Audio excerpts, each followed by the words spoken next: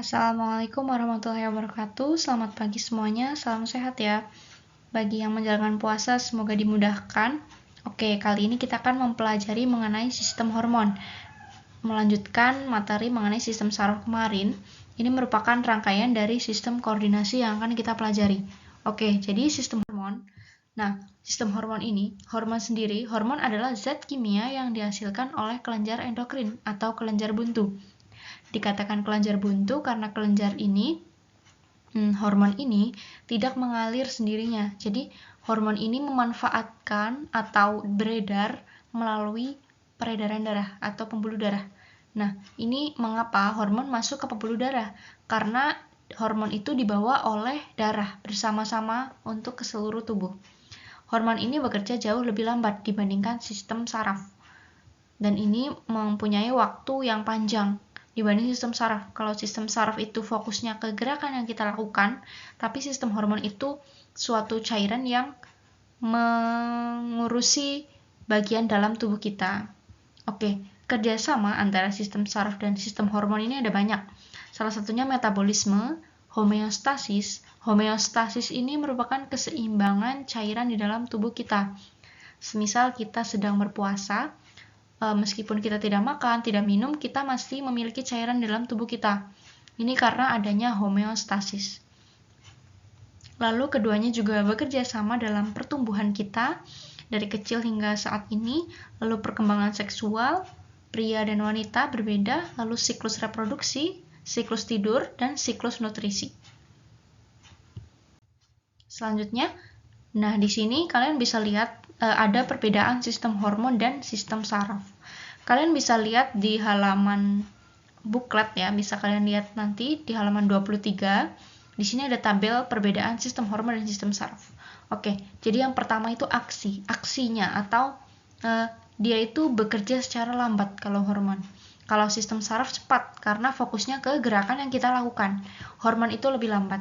Lalu responnya, kalau sistem saraf itu kan langsung. Jadi ketika kita mendapatkan rangsangan, kita akan langsung melakukan gerakan. Dan distribusi atau penyalurannya lebih sempit ya. Hanya memanfaatkan neuron-neuron dan otak atau sumsum tulang belakang. Sedangkan hormon sendiri ini tidak langsung dan didistribusikan lebih luas. Jadi karena melalui peredaran darah atau pembuluh darah, jadi ini dibawa bersama darah dan distribusinya itu luas dari tubuh kita, itu di dalam tubuh kita dari kepala sampai ke bawah banyak. Lalu pengaturannya itu kalau sistem saraf yang sudah kita pelajari itu jangka pendek. Jadi ketika kita mendapatkan rangsangan, kita akan langsung bergerak karena jangka pendek. Sedangkan jangka panjangnya itu sistem hormon. Jadi sistem hormon kita mendapatkan semisal kelenjar menghasilkan hormon, itu akan disalurkan atau disalurkan ke tubuh kita itu dengan jangka waktu yang panjang, tidak secepat sistem saraf. Lalu sekresi atau yang dihasilkan. Sistem hormon ini menghasilkan hormon yang dihasilkan oleh kelenjar. Lalu sistem saraf yang sudah kita pelajari kemarin itu neurotransmitter. Jadi sinyal-sinyal yang ada di dalam tubuh kita itu namanya neurotransmitter. Oke, komunikasinya sistem hormon itu melalui sistem sirkulasi atau bisa disebut sistem peredaran darah ya. Itu melewati pembuluh darah, dialirkan bersama darah. Kalau sistem saraf ini melalui sinaps atau melalui neuron-neuron. Selanjutnya, nah ini buat pemahaman kita sendiri bahwa kelenjar dalam tubuh manusia itu ada dua, yaitu eksokrin dan endokrin.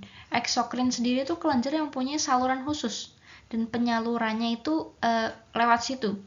Jadi misal pencernaan, kita lewat mulut, lewat tenggorokan, kerongkongan, sampai usus begitu ya. Pernapasan juga sama, lewat hidung, faring, laring. Nah, sedangkan endokrin yang kita akan pelajari di sini yaitu kelenjar yang tidak mempunyai saluran khusus. Yang sudah dibahas tadi sedikit bahwa saluran khususnya itu tidak ada ya. Jadi dia endokrin itu menghasilkan hormon yang dihasilkan melalui peredaran darah manusia bersama darah.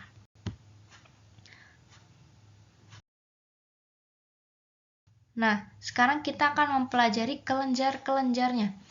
Kemarin sudah diberikan ya sebuah kertas di masing-masing kelompok sudah mendapatkan untuk individu kalian masing-masing, nanti ini ditempel kertasnya yang sudah dikasih dan kalian wajib mengisi yang kosong ini. Oke, untuk menjawabnya kalian bisa lihat booklet halaman 25 dengan nomor atas 18. Nah, jadi ini jawabannya ya. Kelenjarnya ada kelenjar pineal, terus kelenjar pituitari. Kalian bisa isi semuanya, ini sama gambarnya. Ini hanya untuk pemahaman kalian sebagai pengantar pada sistem hormon. Oke, kita bisa lihat ya, di sini kelenjar manusia itu ada berapa? Utamanya itu yang pertama, paling atas, kelenjar pineal, lalu kelenjar pituitari, lalu kelenjar tiroid, kelenjar paratiroid, lalu timus, kelenjar adrenal, pankreas, dan ovari pada wanita dan testis pada laki-laki. Jadi di sini ada 1, 2, 3, 4, 5, 6, 7, 8, 9. Oke, jadi utamanya kelenjar pada tubuh kita yang akan kita pelajari mengenai sistem hormon atau sistem endokrin ada 9. Kalian bisa fokuskan ke 9 kelenjar itu dulu. Oke. Nah, sekarang kita akan memahami kelenjarnya itu menghasilkan hormon apa aja. Nah, untuk memudahkan kalian, di sini dibuat sebuah tabel. Tabelnya ini ada 2 di slide selanjutnya. Nanti di sini kalian bisa melihat ini ada nomor kelenjarnya ya. Kelenjarnya ini ada 9.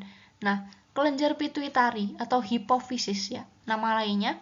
Nah, ini mempunyai 2 bagian, yaitu bagian anterior dan bagian posterior. Jadi kelenjar ini menghasilkan 6 hormon ini, yaitu somatotrof, terus prolaktin, TSH, FSH, LH, ACTH. Nanti kalian bisa lihat sendiri di sini, dipahami. Lalu untuk posterior ada 2, oksitosin dan ADH atau vasopresin.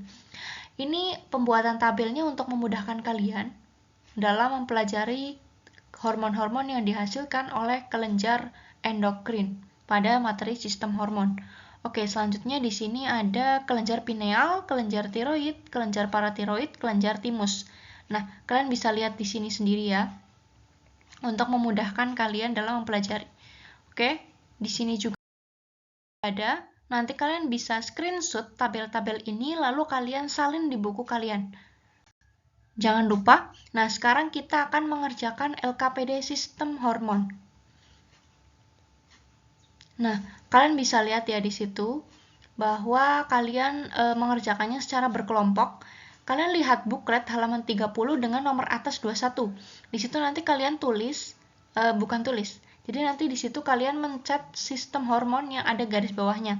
Nanti kalian akan mengerjakan ELKPD di live worksheet. Nanti akan diarahkan ke situ.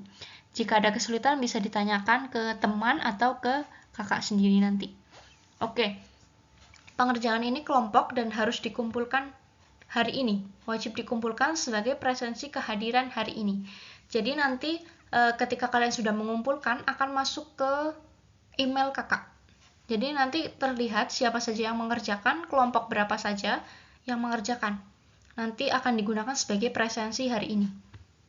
Oke, selanjutnya. Di sini ada petunjuk pengerjaan, nanti kalian bisa di screenshot atau ditulis ya. Jadi nanti di situ ada identifikasi masalah, bisa dengan membuat pertanyaan, lalu pengumpulan data, kalian membuat jawaban.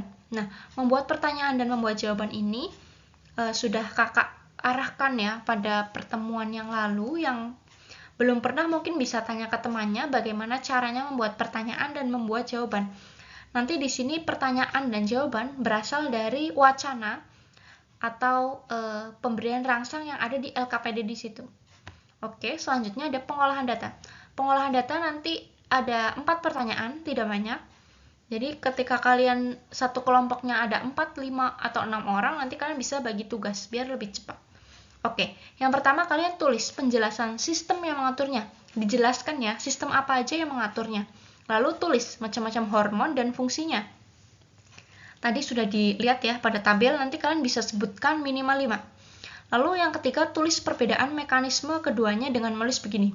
Jadi di situ kan pertanyaan nomor 3 itu menulis perbedaan mekanisme. Jadi nanti tulisan yang di garis miring pada tulisan ini di bawah ini ya, slide ini, kalian tulis Nah, nanti titik-titiknya wajib kalian isi. Jadi nanti kalian di nomor 3 kalian tulis yang di garis miring, yang di huruf miring semuanya ini ditulis. Lalu titik-titiknya wajib kalian isi dengan berpanduan pada wacana atau pemberian rangsang. Oke, bisa di screenshot ya. Kita lanjut ya. Nah, ini nomor 3 masih ada.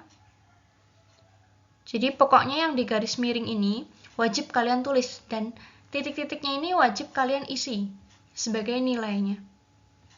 Oke, bisa di screenshot ya, jangan lupa nanti. Nah, yang terakhir, nanti ada pengolahan data yang nomor 4. Tulis gangguan lain selain diabetes yang disebabkan oleh kadar gula darah. Terserah boleh kadar gula darah meningkat atau menurun, nanti kalian tulis gangguannya apa aja, minimal 5. Kalian bisa cari di internet atau dimanapun. Nah, pembuktiannya kalian cukup tuliskan yang di garis bawah atau ditulis miring ini aja ya. Ya, jawaban sementara sudah sesuai dengan data yang telah dikumpulkan di atas. Cukup itu saja tanpa ada tanda petik. Oke, selanjutnya kesimpulan. Bisa kalian tulis sendiri kesimpulan yang kalian dapatkan setelah mengerjakan ELKPD. Oke, mungkin cukup sekian ya. Jika ada pertanyaan nanti bisa ditanyakan di grup atau lewat PC. Untuk itu cukup sekian dulu pembahasannya. Nanti kalian bisa langsung mengerjakan LKPD-nya. Lumayan ada beberapa menit ini dalam waktu setengah jam atau 1 jam ini sebelum memasuki pelajaran lain. Oke, cukup sekian dulu ya. Jangan lupa dikerjakan LKPD-nya. Wajib dikumpulkan maksimal pada hari ini. Karena sedikit dan kelompok wajib ya dikumpulkan nanti untuk presensi. Jika tidak mengerjakan nanti akan ada konsekuensinya sendiri. Oke, terima kasih ya. Mohon maaf bila ada kesalahan. Wassalamualaikum warahmatullahi wabarakatuh.